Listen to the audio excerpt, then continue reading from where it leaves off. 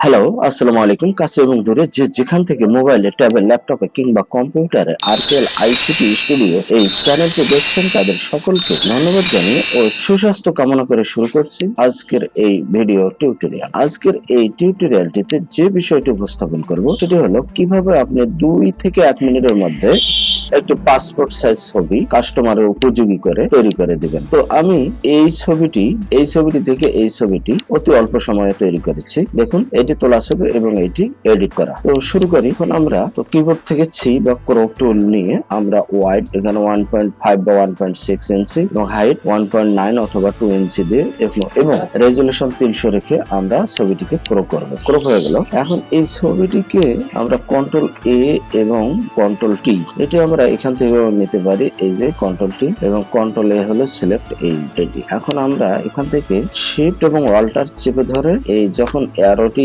এইরকম আসবে তখন আমরা এইভাবে এটিকে টেনে এটি ছবিটিকে এই কাঁধ এবং এই কাঁধ সমান মাপে রাখবো। দেখুন, তাহলে ছবিটি একটু উজ্জ্বল এবং মোটা সোটা হবে। এখন আমরা ইন্টার চাপ দেবো। ইন্টার চাপ দেওয়ার পর এখন যে সিলেক্ট অবস্থায় রয়েছে আমরা এটাকে ডিসিলেক্ট বা কন্ট্রোল ডি করব। করার পর আমরা এই যে ব্যাকগ্রাউন্ডটি রয়েছে আমরা ব্যাকগ্রাউন্ডে এই ম্যাজিক ওয়ান টুলের সাহায্যে এইভাবে ক্লিক করার পর আমরা ডিলিট করব এবং এখানে ব্যাকগ্রাউন্ড কালারটি যেরকম থাকবে ঠিক সেরকমই দিতে হবে। ডিলিট বাটনে চাপ দিলাম, দেওয়ার পর ব্যাকগ্রাউন্ডটি চলে গেল। এখন কন্ট্রোল অল্টার ডি চাপ দিলাম, দেওয়ার পর ফেদার ওকে। আর এখানে 5 থেকে 20 যে যেরকম দেওয়া যাবে। এটি দেওয়ার কারণ হলো ইরেজ করার পর এই যে ছাইটি এর সাথে ভ্যানিশ করে দিবে। এখন ছবিটিকে একটু বড় করে নেই। নেওয়ার পর আমরা এই ব্রাশ টুল নেব। নেওয়ার পর ব্রাশ টুলটি নেওয়ার সময় এই অপাসিটি এটি 13-15 যেরকম হয়, এটি ফ্লোটিকে 50-48 যেরকম হয়। নেওয়ার পর আমরা এই ফেসের যে কোনো যে জায়গাটি একটু ফর্সা সেই জায়গাটি নেব। নেওয়ার পর অল্টার এবং মাউসের লেফট বাটন একসাথে চাপ দেবো। দেওয়ার পর এই রংটি সিলেক্ট হয়ে গেল। যাওয়ার পর এখন আমরা এটির উপরে ঘষবো। এইভাবে দেখুন, এই যে ঘষতেছি। এইভাবে ধীরে ধীরে যেখানে এরকম কালো রং রয়েছে সেখানে একটু দিয়ে এইভাবে আমরা মাউস দিয়ে বারবার ঘষে ফর্সা করে নেব। দেখুন, দাগগুলি চলে গেছে।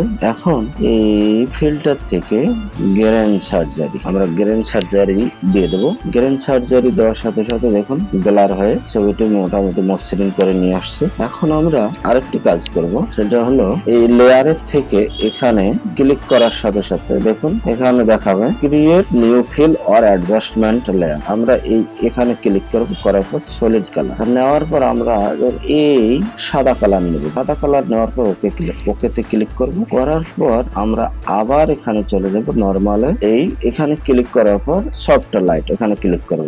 ছবিটি আগের তুলনায় দেখুন, আগে ছিল এরকম, এখন দেখুন কি ফর্সা হয়ে গেল। এখন আমরা এই লেয়ার দুটিকে একখানে করে নেব এবং নেওয়ার জন্য কন্ট্রোল ই করে দেবো বা কন্ট্রোল শিফট ই। করার পর এখানে আমরা কন্ট্রোল বি করব। করার পর হাইলাইটস এখানে ক্লিক করার পর আমরা এইটিকে এই পাশে একটু দেবো এবং চায়নটাকে রেডটিকে একটু বাড়িয়ে নিলাম এবং ইয়েলোটিকে একটু বাড়িয়ে নিলাম। দেখো, তারপর এটিকে বাড়া কমা করার পর গ্রিন পাশে একটু দিয়ে দিলাম। দেওয়ার পর ওকেতে ক্লিক করলাম। তাহলে মোটামুটি ছবিটি ফর্সা হয়ে এসেছে। এখন আমরা ইমেজ থেকে এইভাবে গিয়ে সিলেক্টিভ কালার গিয়ে আমরা ব্ল্যাকটাকে একটু বাড়িয়ে দিলাম।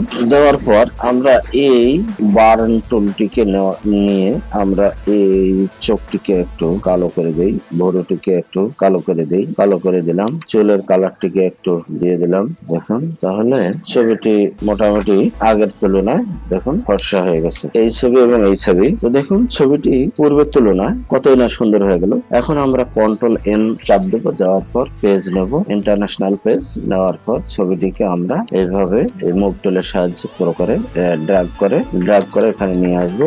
এই পেজের মধ্যে সাজাবো। এখানে অল্টার এবং শিফট চেপে ধরে এইভাবে আমরা যখন ছবিটি নেব তখন এটি সমান মাপে এখানে এই সারিতে প্রতিস্থাপন হবে। এখন আমরা কন্ট্রোল আবার এইভাবে আমরা নিয়ে নিলাম, অথবা আমরা কন্ট্রোল ই করে ডাবল ছবি একসাথে নিতে পারবো। আবার মুভ করে এখান থেকে আরেকটি ছবি নিয়ে নিলাম। দেখুন, তাহলে 5টি ছবি এক সারিতে বসলো। এখন আমরা কন্ট্রোল ই করে এখন অল্টার চেপে ধরে নিচের দিকে ড্র্যাগ করে এবং একসাথে শিফট ধরে ড্র্যাগ করে নিচে নামালে দেখুন সমান মাপে চলে আসবে। এইভাবে আমরা ছবিটিকে সাজিয়ে প্রিন্ট করে নিতে পারি। তো এই ছিল আজকে টিউটোরিয়ালের মূল বিষয়। যদি টিউটোরিয়ালটি ভালো লাগে তাহলে লাইক, কমেন্ট এবং শেয়ার করবেন আর সাবস্ক্রাইব করতে ভুলবেন না।